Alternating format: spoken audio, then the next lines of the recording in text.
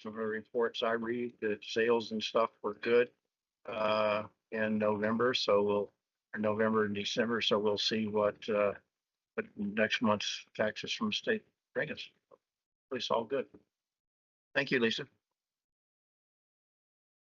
All right. Capital maintenance and public transportation contracts, City of Colorado Springs. Ms. Gale? Thank you, Mr. Chair. Gail Studer, City of Colorado Springs. Today, the city is bringing forth 7 contracts for the CAC's recommendation for approval. The first one is for Academy Boulevard reconstruction between Fountain and Proby Parkway. That is an RTA 2 A-list project. There is a map included in your packet to show that location.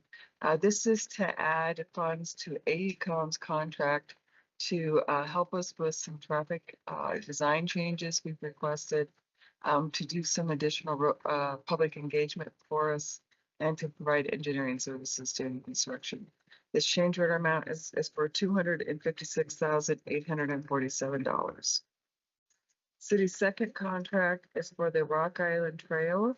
This is a RTA 2 capital program under Rock Island Trail. And there's a map included in your packet, and this is going to be very specific between Sand Creek and Constitution. It's for construction services, where the Parks Department's gone out and done an invitation for bid process. SEMA Construction came in as a low bid, and they have multiple funding sources for this particular contract, of which 1.1 million comes from PPRTA, and then either grant funds or TOPS, Trails and Open Space Funds, would make up another over 2.9 million for a total of $4,034,410.70. City's third contract is for a bridge maintenance project on Old Ranch Road over Kettle Creek. There's a map included in your packet. This is on Old Ranch Road just to the east of Voyager Parkway. This is for additional engineering services that's being requested of Hardesty and Hanover for this bridge rehabilitation and widening. In particular, there is a utility relocation that was discovered that needed to take place at Colorado Springs Utilities. And they're going to be contributing funds for the project as well, plus some new right-of-way services and retaining wall design that we've asked them to do. This change order is a total of $236,248.43. The PPRTA portion is $156,248.43. The city's fourth and fifth contract, I want to describe this project together, is for another bridge maintenance project. This is the Cachaputer Bridge rehabilitation. This sits where Mesa Road, or it actually changes between Mesa and Cachaputer and connects into between Glen Avenue and there by Monument Valley Park, kind of behind CC, Colorado College area. This bridge has been in desperate need of some rehabilitation for some time. It also has a lot of historic components with it, which has made some of the rehab needs complex. So we've gone through a very extensive design process to preserve the historic integrity of portions of the bridge and some of the channel improvements adjacent to it, while at the same time be able to go through a design of bridge maintenance project. This contract number 4 is for the construction services. The city went through an RFP process and selected SEMA Construction. We did get 3 proposals. They were selected. Yes. So just quick question for you, because I was a little confused. Is this a CMG project or is it a low bid project? Because it says was selected as the most qualified offer. It was, I believe it was best value because it went Okay. through an RFP because it was a combination of qualifications and price. Okay, so it was a qualification. Yes. Selection. So I apologize. We're normally much clearer about that. SEMA bid price is for what, $4,125,727.28. That's for the construction side of it. Then contract number 5 is for construction management and inspection services. The city went through an RFP process where we had 5 respondents. We did select Basis Construction or Basis Partners for that work, in the amount of $497,839. City's 6th contract is for one of our maintenance programs. This is for the sidewalk vertical displacement mitigation. What we do if we have enough differential weight creates an ADA hazard, we will go and identify that area where they can go, and typically they shave that off to be able to bring that into ADA compliance. The city is going to be asked, in fact, we have multiple locations planned. It's approximately 100 locations planned in 26.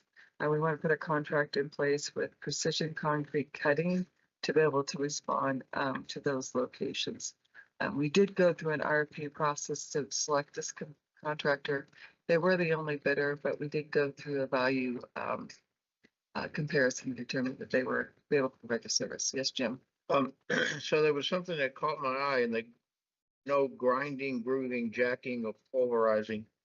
So in looking at places around town that have had that grading done where it's curved up, there's a lot of places with tree roots and stuff pushing things up. But so do they literally saw off that edge and not grind it down? That's correct. It's really more, yes. I mean, Horizontal sawing. it is, right? And you gotta remember, so they're trying to get us not only a smooth surface, but they're also trying to prevent creating hinge points when they're leveling that off.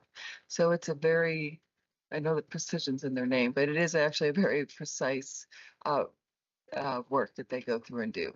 So in some cases where I've seen a couple of instances where it's just not practical to grind it off. You wouldn't have anything left.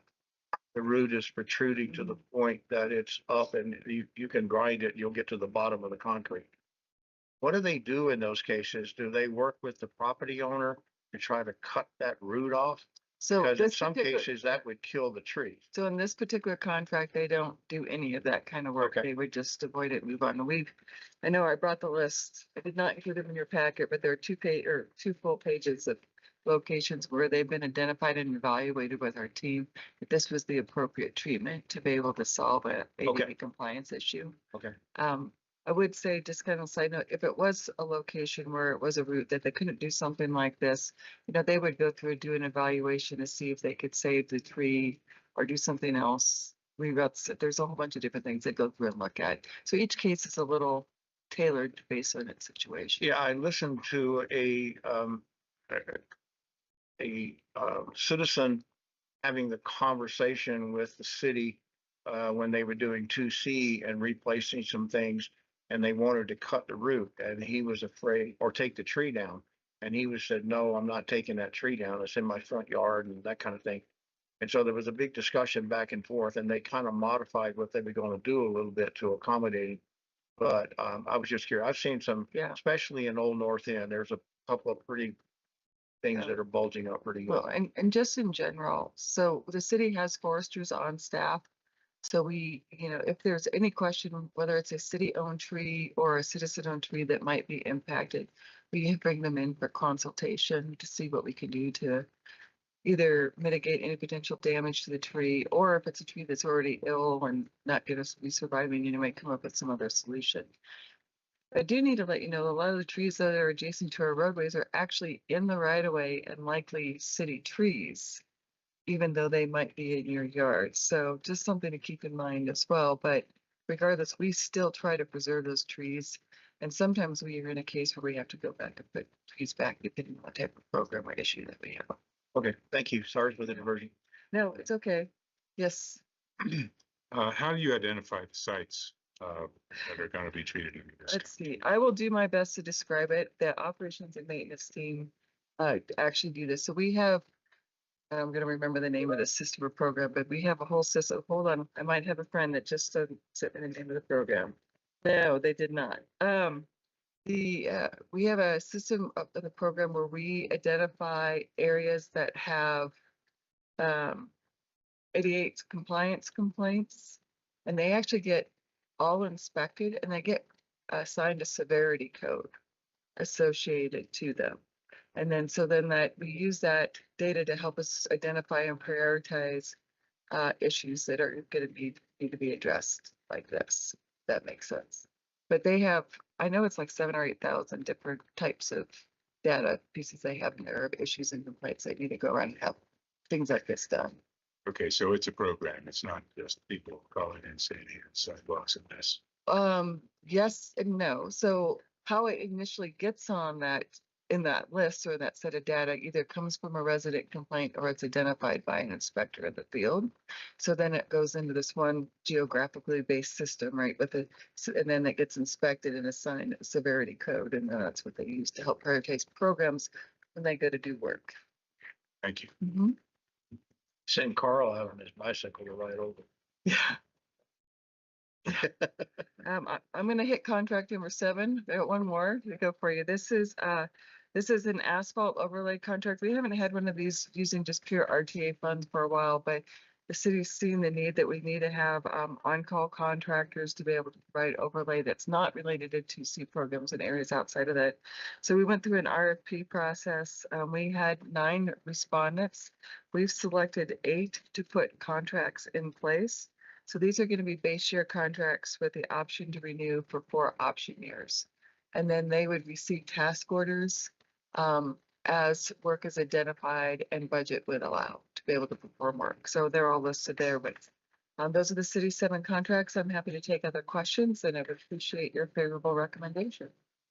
Gail, I have a question on number 7. Um, Is there any estimated dollar amount for it each year? Or? Uh, Right now, I believe the answer is no. However, what we're trying to do is add this program back in. So when we go to look at the mid-year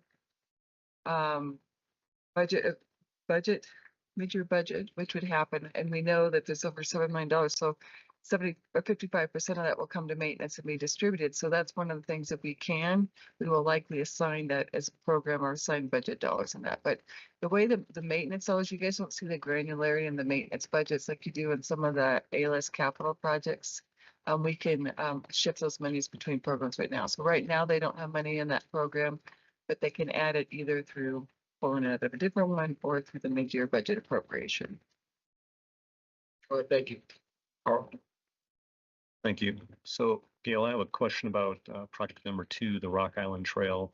Oh. Can you potentially clarify the at-grade crossing of Peterson? Will there be a hawk signal there? Let me see if I can phone a friend on this one. Are you aware? I'm not aware either. Yeah, neither Todd nor I know the answer. I will send a message to somebody and see if I can get that answer for you by the end of the meeting, Carl, if possible. Thank you. Any other questions for Gail on the city's project? Not seeing any online or in here, so I have a motion to approve the city's contract. Richard Jamora. Rich, thank you. Second? Carl? Okay, second. All those in favor say aye. Aye. Any opposed? Okay, motion carries. Thanks, Gail. All right, item 6B, City of Colorado Springs line item transfers. Normally the county goes right after me. I thought I had a break there to kind of send a message and I did not get it done. So the city of Colorado Springs is requesting a line item transfer. This is just a continuation of cleanup of RTA2 programmatic funds.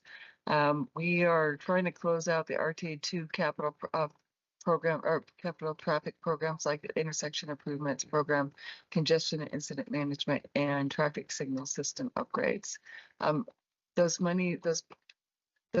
programs still have projects in them, but as those projects wrap up and there's any funds left over, they become available. So you'll see this at least one more time, if not a couple more times. So as we look at intersection improvements for RTA2, we would like to transfer those remaining funds into 3 buckets: $170,000 to on-street bikeway, which it's going to be used for a grant local match. Another $113,500 to roadway safety and traffic operations. And then $586,500 to the ALIS project, the UPR mainline over Fontenaro Bridge replacement project. And then under congestion and incident management, taking $45,000, also putting that to that Fontenaro Bridge project, and then another 40,000, 613,000 to that Fontanaro Bridge project. So the total line item transfer, we're talking about $955,613. And of that, $672,113 we go into that Fontanaro project. Any questions for Gail or comments on the line item, Carl? I heard what you said, but I didn't get what you said. So just for my understanding, the intersection improvements, there's obviously intersections in town that still need improvement. Is it that we addressed the intersections we could, we've reached the end of time, and we're going to transfer those funds to different buckets and work those intersection improvements out of different buckets? Can you clarify that? Yeah, Just so let me just maybe give you another piece of information that might be helpful. We have the same program, but with RTA 3 monies, we're trying to close out the RTA 2. So we have some projects under the roadway, the on-street bike and roadway safety and traffic ops that were existing contracts that needed more money.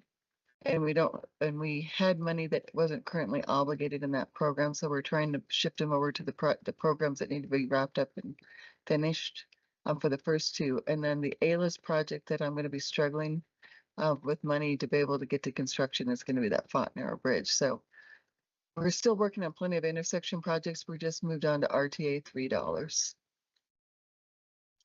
Okay, any other questions for Gail? Chair, Yeah, go ahead. just a quick one. After all these years, kind of disappointed myself not knowing this answer, but what kind of projects are under congestion and incident management?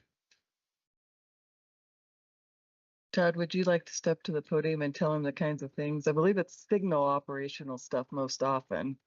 So trying to improve signal timing, signal equipment to be able to reduce the delay time at signals. Todd, is that correct? Or you would like to add on to that, please? Todd Frisbee, City of Colorado Springs Traffic Engineering Division. Yes, Gail, that is correct. Most of that funding is used for technology and signal upgrades. So we use it for signal controllers, signal cabinets, radar systems for intersection detection. New PT, new pivot tilt zoom cameras. So sort of they're more technology related kind of upgrades to our system. That's what we've primarily been using that fund for. Yeah. That answer? Okay.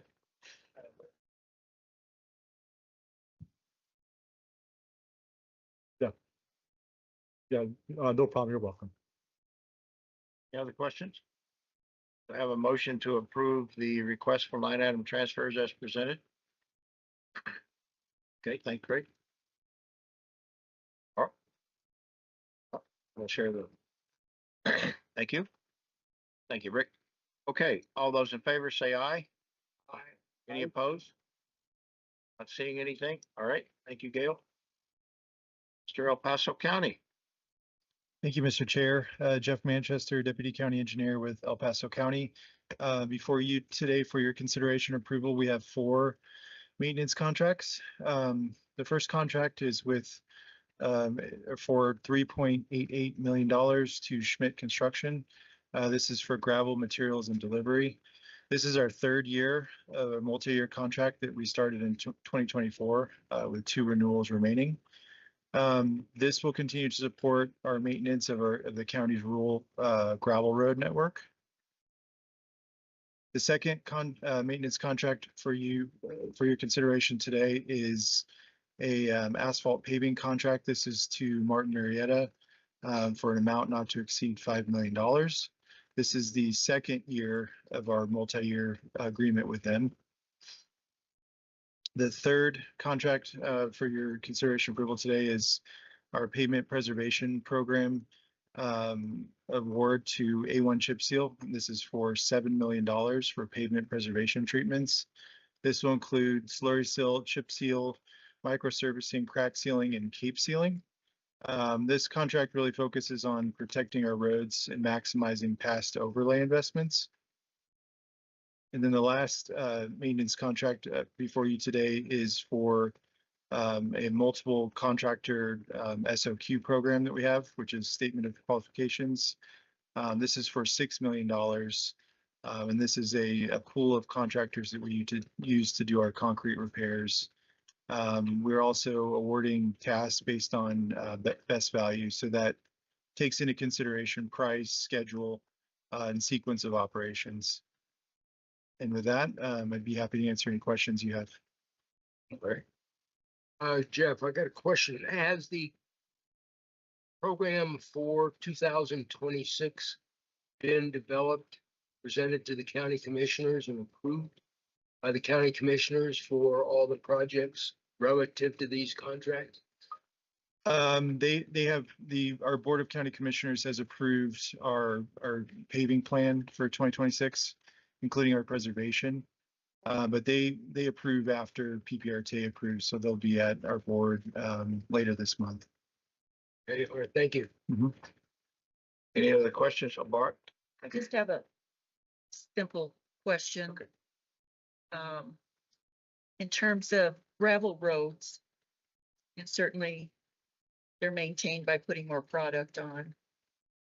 Is gravel that's dispersed, driven off, washed away, is it ever recaptured anywhere? I'm not a gravel expert, but no, typically, I mean, the elements wreak havoc on our roads and we lose a lot to erosion and wind. So a lot of these materials will be used to build back up a new road base. And also we use it with our full depth reclamation programs where we actually go through, it's like a giant rototiller and refresh the material that way. I have seen a road, I followed one day because I couldn't get around him. Road grader out on some of the roads where it had built up on the side of the road and his blade was angled and was pushing it back in to the ruts or to the traveled area of the road.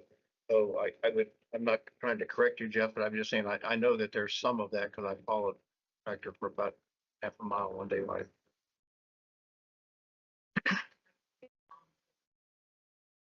There you go. Yeah, go ahead. Just to add to that, when we hit gravel roads out in Rustic Hills, what gets into the ditches is really debris that can't be reused. What he was talking about, Jim was talking about along the edge of the road can be pulled back in, but once it gets into the ditches, it's not usable, reusable. There you go. Okay, any other questions for the county? All right, do I have our motion to approve the county's request for projects as presented? Larry Tobias to approve the 4 items, excuse me, as presented by Jeff for the repaving and maintenance of roads in El Paso County. Dave, will you second? I'd be happy to second on behalf of El Paso County. All right, thank you. All those in favor say aye. Aye. Any opposed? Okay, thanks, Jeff. All right, Manitou Springs, Karen.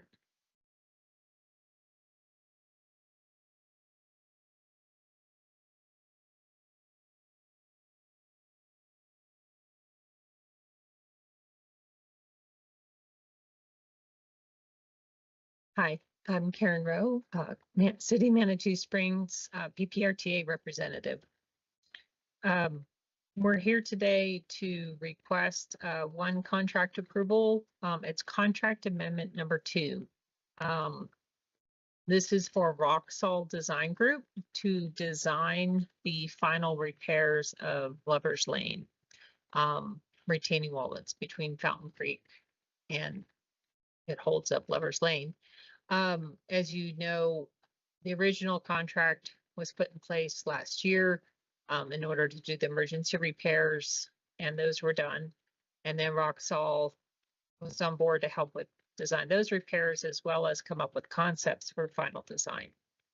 The city of Manitou Springs had come to this board in November and asked for an advancement of funds for construction, but they need to get the design done. So this is for Roxall to complete the design of the permanent repairs along Lover's Lane. And so I have some visuals also shown. The one thing I wanted to let you know is that temporary repair that was done will stay. And they're just redoing the walls that wasn't permanently repaired or wasn't temporary repaired. I say temporary repair, but it wasn't repaired. So they want to make sure the whole wall system is in place, and they're being proactive, and they're worried about the erosion of the wall from the Fountain Creek channel. And so with that, they're requesting the contract amendment for $186,386.70 with PPRTA 3 funds. And there's currently enough funding in there, and with the approval of the advanced funding, there'll be enough for construction. It's a critical road out in Manitou. So, go ahead. I'm gonna vote, make a motion to approve, but I wanted to ask a question on, the channel, one of those pictures that showed the channel of Fountain Creek itself is so narrow. Have you ever considered widening that channel? I mean, it looked like you get over an inch of rain. There are, it may look like it's too narrow, but they do know if it comes up higher, it's meant to overflow on some of that bank, right? So not where the retaining wall is, right, but the other Yeah, I side. understand it. It Yeah, just looked so narrow that I wondered why they didn't. they are looking at making some adjustments to the creek in order to reduce the wall from undermining. I make a motion to approve. Okay, I have a second to approve. Carl? Okay, any further questions? All those in favor of approving Manitou's request, say aye. Aye. Any opposed? Okay, very good, thank you. Great, thank you. Okay, so in interest of time, if there's not any other questions, we'll end the meeting now so I can beat Rick's estimate. No. Transit, Lynn?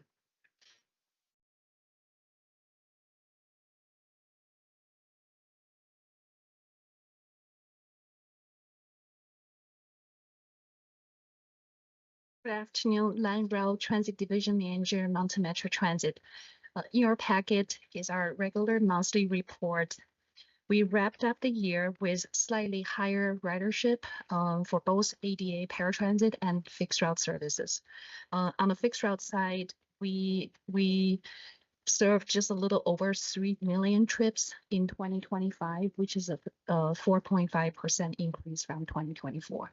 So we're very happy to see that ridership steady coming back since COVID.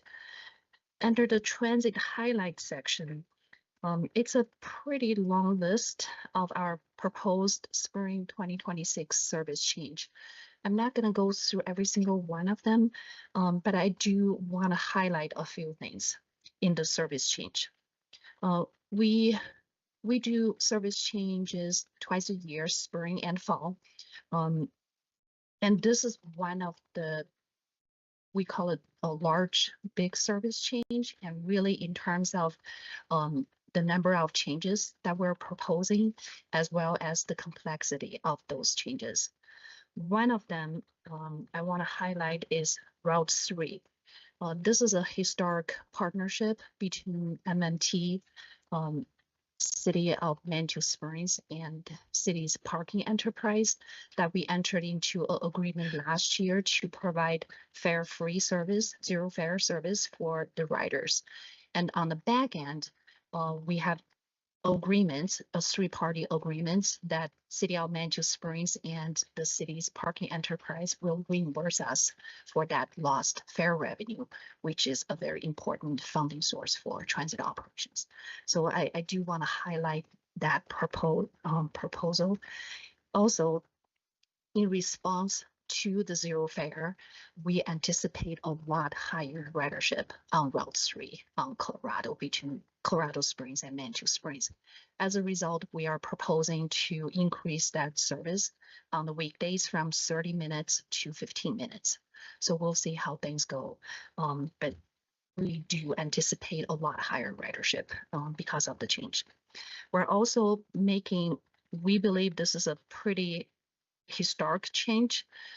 to provide 15-minute service on the weekend on a few routes. One of them is Route 5 traveling from downtown Colorado Springs to Citadel on Boulder. And Route 25 from basically traveling on North Academy from Citadel to Voyager Transfer Center. The other one is really on the Southgate corridor from downtown Colorado Springs, South Nevada corridor to Southgate. Currently, we have more of a transitional route. It's called Route 20 on the weekend to fill in on the weekend to provide that 15-minute service. But really, due to high demand and a lot of requests from the riders, we're proposing to change frequency for both Route 10 and 11 from 60 minutes to 30 minutes, since they both travel along South Nevada and then they split, one on Highway 115, one on Venatucci. So we will be able to still maintain that 15-minute service in the South Nevada corridor by those two changes, therefore eliminating the need for Route 20. So those are pretty, currently we only have 15 and better service on the weekend for the two downtown areas, one on the ZEP, one in Manitou Springs. But this is within our regular service, the rest of the system not in the downtown area, providing 15-minute service on the weekend. So it's a pretty long list.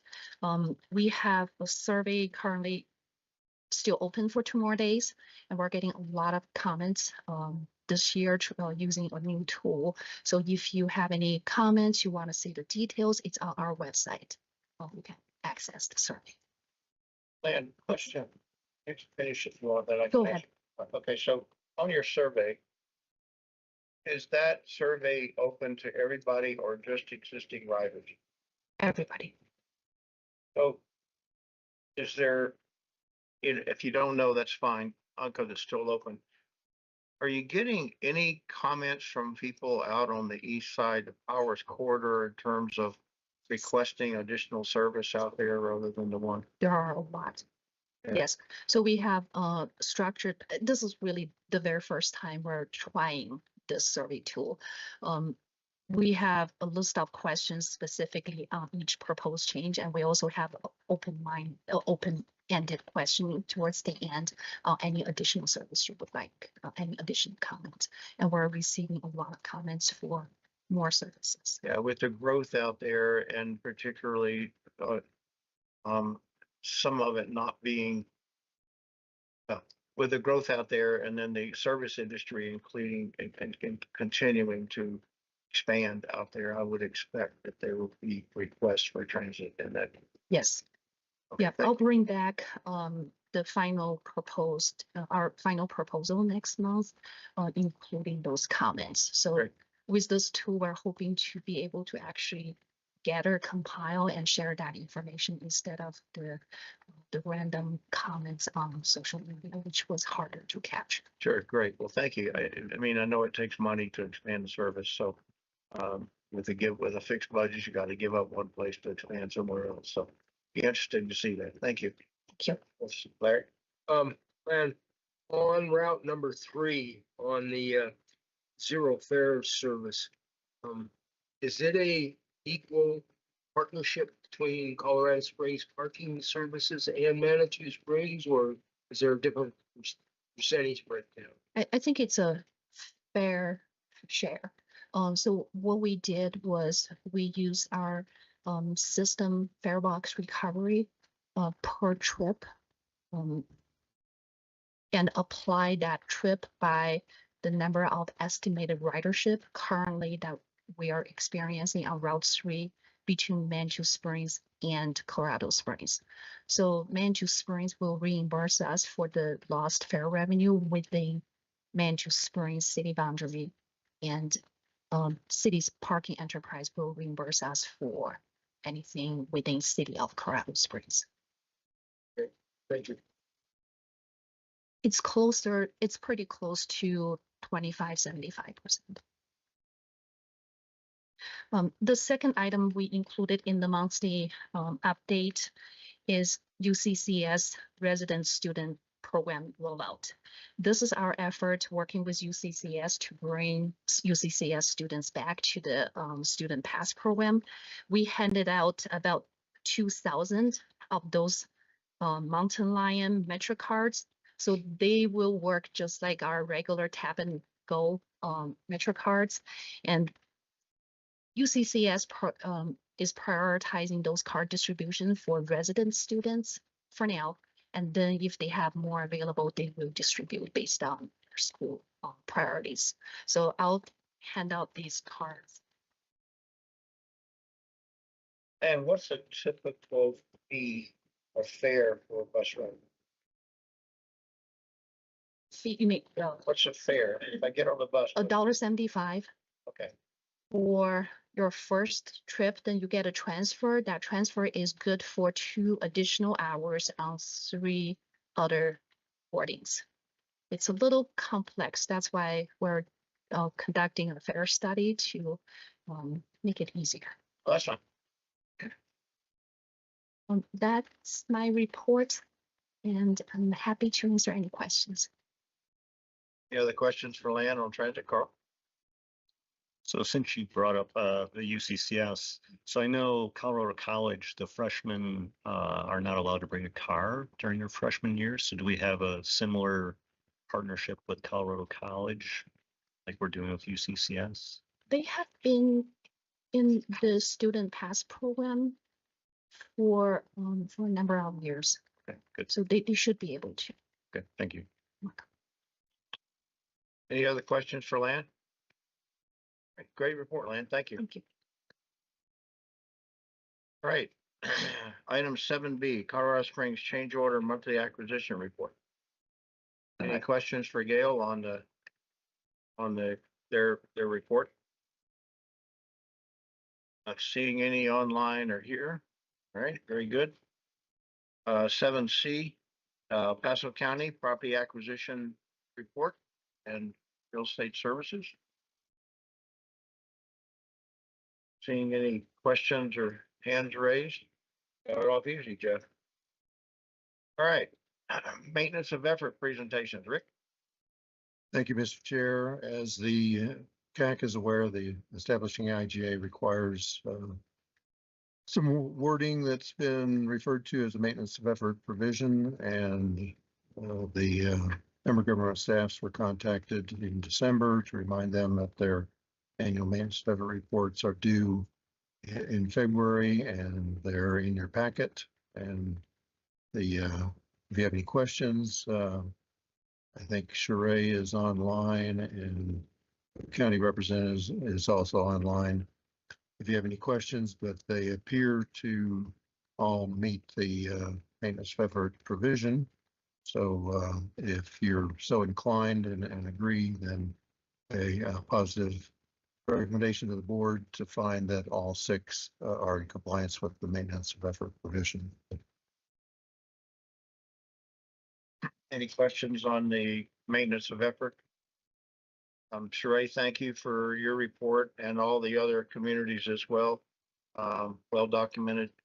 That was a basic tenet of the PPRT passing, was that RTA money doesn't replace money in the member government. So that's a good thing. And that was a subject we brought up with the other people as well. That it's not a substitute for what you're already putting in. So. All right.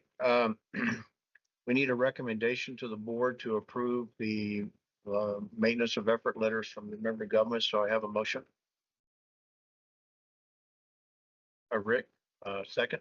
Larry Tobias, second. Larry, second. All those in favor say aye. Aye. Any opposed? Okay. Awesome. Thank you. Administrative actions reports, Mr. Sonnenberg. Just my summary of what the board actions were at the their last monthly meeting. Be glad to take any questions. Any questions for Rick? Ready? Do we have any agenda items for next meeting that anybody on the out there?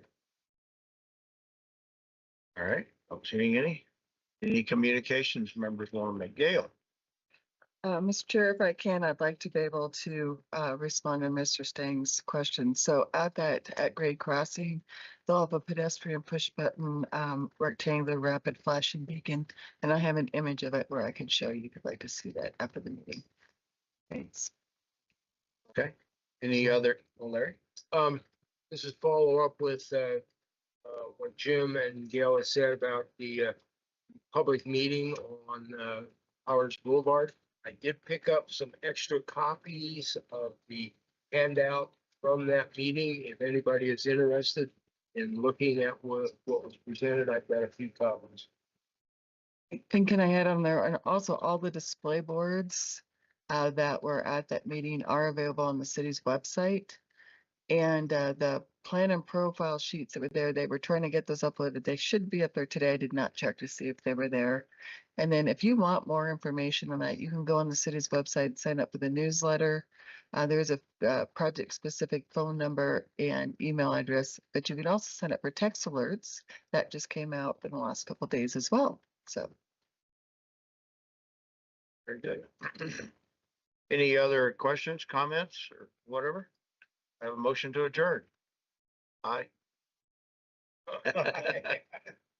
Damn it, we missed it by 3 or 4 minutes. Thank you, everybody. Thanks for your time. I appreciate you all being here. Thanks online, everybody. Appreciate it. Last segment to get that. Yeah. Yeah, go ahead. Well, sir. You want one? Thank Yeah.